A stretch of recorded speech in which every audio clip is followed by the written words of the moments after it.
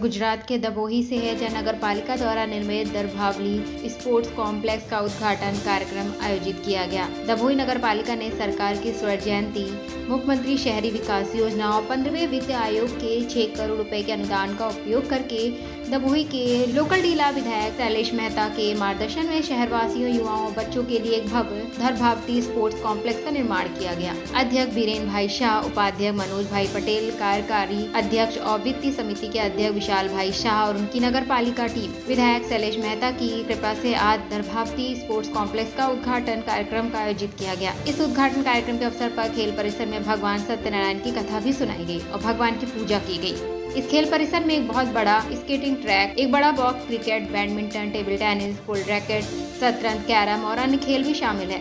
उद्घाटन कार्यक्रम के बाद गुजरात के मशहूर लोक गायक उमेश भाई बरोट और उनकी टीम ने लोक नृत्य का आयोजन किया।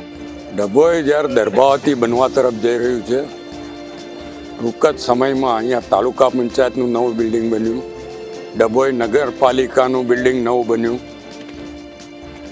ડભોઈમાં સરદાર બાગ જે નવો બન્યો અને આજે દરભાવતી સ્પોર્ટ્સ સંકુલ જે ડભોઈનું નવું નજરાણું આજે લોકાર્પણ કરવામાં આવ્યું છે।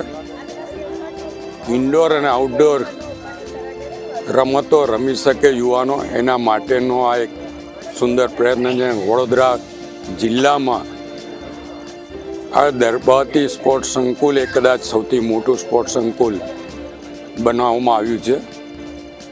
આપના મારફત પણ ડભોઈ તાલુકા અને ડભોઈ નગરીના તમામ યુવાનોને વિનંતી કરું છું, એકવાર મુલાકાત લો। જેને જે રમતમાં રસ હોય એ રમત અહીંયા આવીને રમો અને દરભાવતીનું નામ રોશન કરો।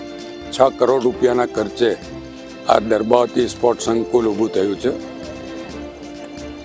આગામી કોમનવેલ્થની ગેમો હોય કે ઓલિમ્પિક, જ્યારે ગુજરાત અને ભારતમાં એ બધી રમતો ભવિષ્યમાં રમાવાની છે, ત્યારે અહીંયાથી પણ રમતવીરો તૈયાર થઈને દરભાવતીનું નામ રોશન કરે એવી અપેક્ષા સાથે સરકાર તરફથી આ ગ્રાન્ટો ફાળવવામાં આવે છે અને રમતગમત સંકુલો ઊભા થઈ રહ્યા છે। ત્યારે હું સરકારનો પણ આ તબક્કે આભાર માનું છું અને સાથે સાથે આજના લોકાર્પણ વિધિ પછી ઉમેશભાઈ બારોટ લોકગાયકના આજે ડાયરોનો પણ કાર્યક્રમ, એમાં પણ નગરના લોકોએ મોટી સંખ્યામાં ભાગ લઈને આનંદ માણ્યો છે અને એક નવો જ ઉત્સાહ લોકોમાં જોવાઈ રહ્યો છે।